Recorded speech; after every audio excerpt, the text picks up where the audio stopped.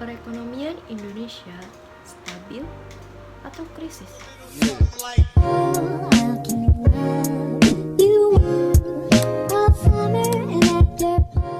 Halo, Assalamualaikum. Ekonomi menjadi salah satu tolak ukur kesuksesan sebuah negara. Untuk menjaga agar kondisi ekonomi tetap stabil, pemerintah memiliki kewenangan untuk mengeluarkan kebijakan berupa kebijakan fiskal atau moneter.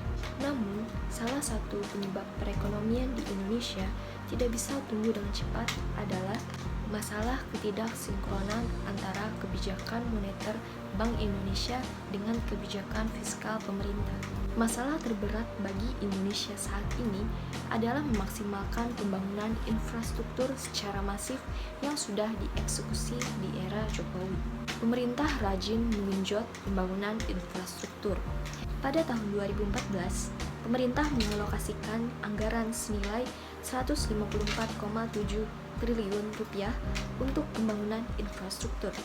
Tahun 2015 menjadi 256,1 triliun rupiah. Pada tahun-tahun berikutnya, anggaran infrastruktur terus meningkat.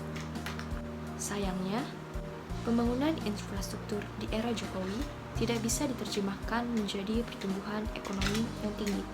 Untuk menciptakan kestabilan ekonomi, kondisi inflasi atau krisis harga bisa membuat kondisi ekonomi negara memburuk. Untuk memperbaikinya, negara berwenang untuk melakukan kebijakan fiskal seperti kebijakan anggaran surplus. Kebijakan anggaran surplus diberlakukan untuk menekan inflasi dengan cara mengurangi pengeluaran. Hasilnya, pendapatan negara akan menjadi lebih besar daripada pengeluarannya. Penting bagi sebuah negara untuk menciptakan kestabilan ekonomi bagi rakyatnya. Namun saat ini, seluruh dunia dan salah satunya Indonesia merasakan dampak karena adanya pandemi COVID-19. COVID-19 dinyatakan WHO sudah berdampak global, tidak hanya Cina tapi juga negara yang lain. Sebelumnya Cina terkena dampak yang paling serius dan itu sudah cukup mengkontraksi perekonomian Indonesia. Mengapa seperti itu? Karena setiap 1% perekonomian Cina turun, perekonomian Indonesia juga turun sekitar 0,2%. Dan oleh karenanya, kemungkinan besar berdampak pada potensi krisis atau resesi global. Ada beberapa langkah yang bisa pemerintah lakukan untuk mencegah krisis ekonomi pada saat pandemi COVID-19. Untuk dimensi jangka pendek, yang pertama, pemerintah bisa menjaga kestabilan harga melalui relaksasi impor. Yang kedua, menjaga stok pangan, kebutuhan pokok, dan bahan industri agar tetap ada dan tidak kehabisan.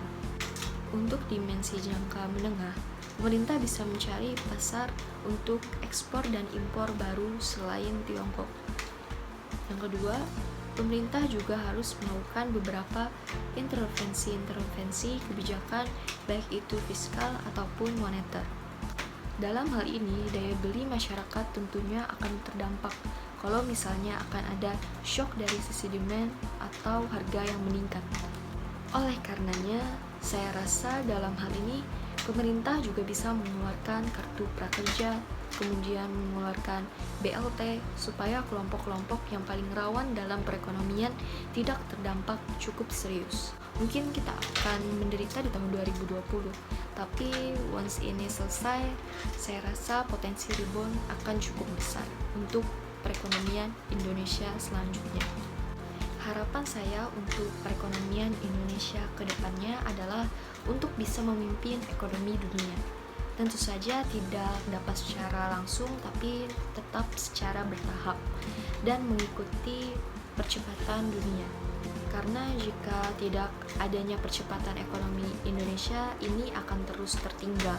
Dan juga tidak lupa dengan inovasi, yang mana kita tidak hanya mempertahankan inovasi teknologi saja, namun juga sumber daya dan pola atau sistem untuk sumber daya itu sendiri.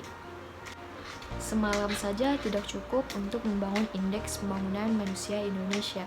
Peningkatan angka harapan hidup harapan sekolah, dan lama sekolah membutuhkan upaya yang konsisten, persisten, energi, dan kolaborasi seluruh elemen bangsa.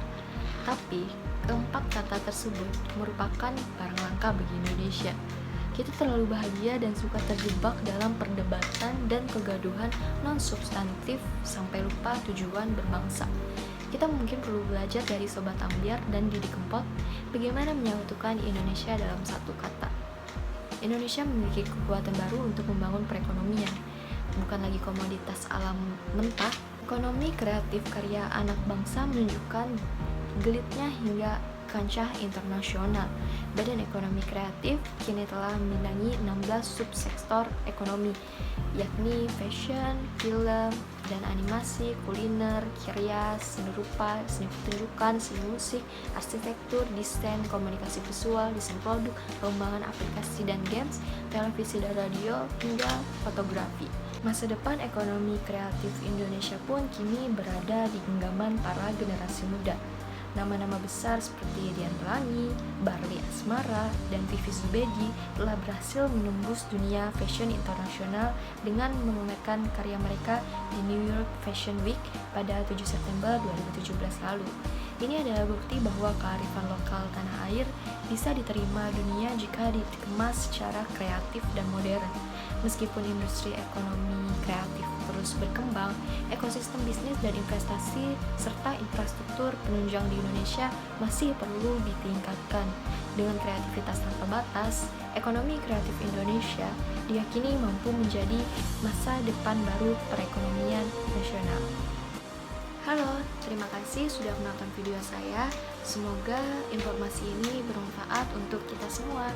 Dan saya mohon maaf apabila terdapat salah-salah kata. Saya pamit undur diri, dadah. Wassalamualaikum.